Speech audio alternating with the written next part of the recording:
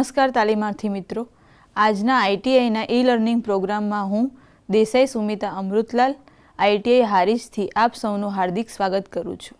આજે હું આઈટીઆઈ અંતર્ગત ચાલતા કોમ્પ્યુટર ગ્રુપના practical create and modify advance charts વિશે તમને વિગતવાર માહિતી આપીશ.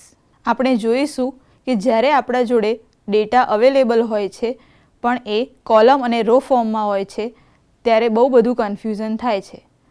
ત્યારે આપણે એ ડેટાને ગ્રાફ્સ અને ચાર્ટ્સમાં કન્વર્ટ કરીને જોઈ શકીએ છીએ કે ગ્રાફ્સ અને ચાર્ટ્સ કેવી રીતે કામ કરે છે.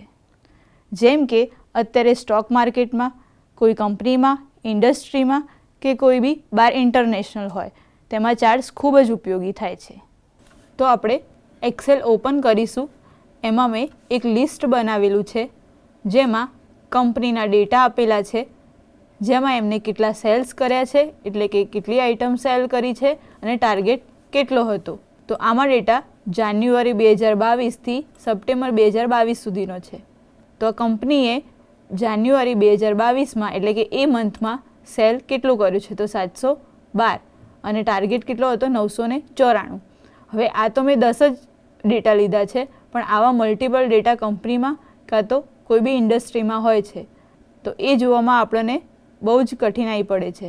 તો આને આપણે ચાર્ટ ફોર્મમાં કન્વર્ટ કરીને જોઈશું ટાર્ગેટ કેટલો હતો અને કેટલો અચીવ થયો છે.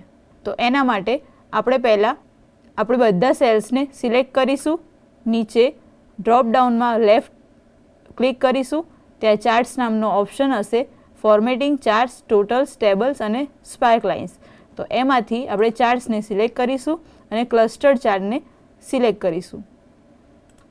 જ્યારે એ સિલેક્ટ કરીએ છીએ ત્યારે આપણને જોવા મળે છે કે આપણે જે ડેટા એક્સેલમાં નાખ્યા હતા એ ચાર્ટ સ્વરૂપે આપણને જોવા મળે છે.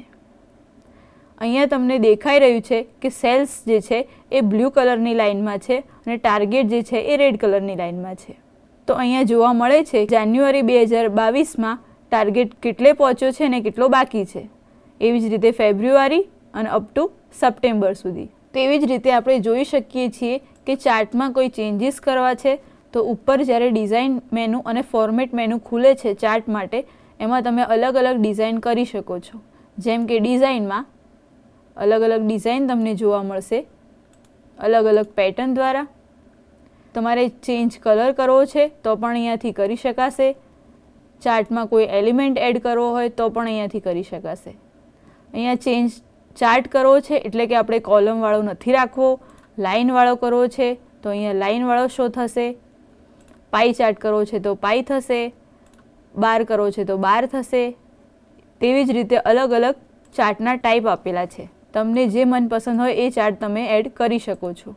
જેમ કે આપણે પાઈ ચાર્ટ ચેન્જ કર્યો તો એનું ડિઝાઇન ચેન્જ થઈ ગયું છે. તો આવી જ રીતે તમે ચાર્ટમાં અલગ અલગ ડિઝાઇન કરી શકો છો. તમારી અનુકૂળતા પ્રમાણે એને ડિઝાઇન કરી શકો છો, ચેન્જ કરી શકો છો અને પ્રેઝન્ટેશન કરી શકો છો.